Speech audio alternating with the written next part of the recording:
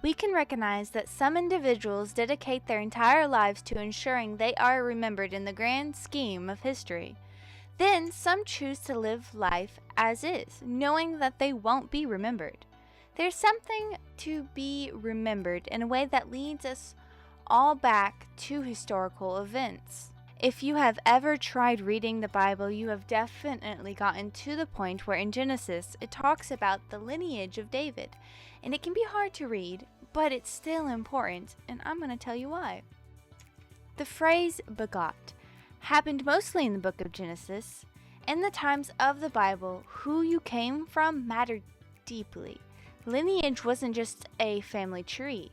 They were proof of identity and inheritance, using it in such a way as in Genesis 5, 4, and 7, such as Adam begot Seth, begot Enosh.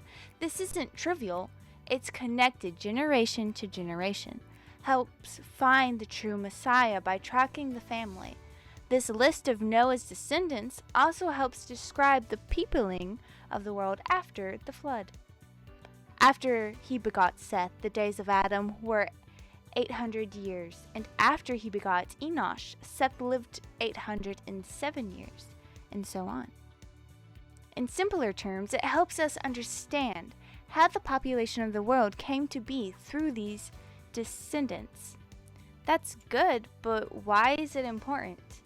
Because it was a track record for the modern day. This also helps track David's family line and thus tracks Jesus back to David, because scriptures such as John 7:42 reference time and time again that the Messiah was to come from David's family. Has not the scripture said that Christ comes from the offspring of David and comes from Bethlehem, the village where David was? The Messiah was not random. John 7:42 shows us expectation. The people knew the Messiah had to come from the line of David. This didn't just claim to be the Messiah. He fit the requirement written long before Jesus was born. This makes faith rooted in history and not a myth. Ordinary lives matter deeply, and every memory serves a purpose far greater than itself. Most people listed in Genesis didn't accomplish anything legendary. They simply lived, had children, and died. Yet by doing so, they became threads in a tapestry designed by God Himself. Their stories remind us that purpose is not always found in greatness, but in faithfulness.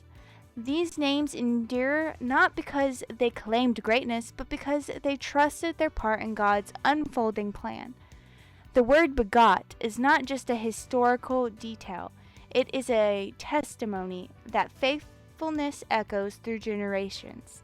So the next time you encounter those long begots, remember, they are our spiritual ancestors. Without their quiet endurance, there would be no Messiah, no hope fulfilled, and no story of redemption that reaches us today.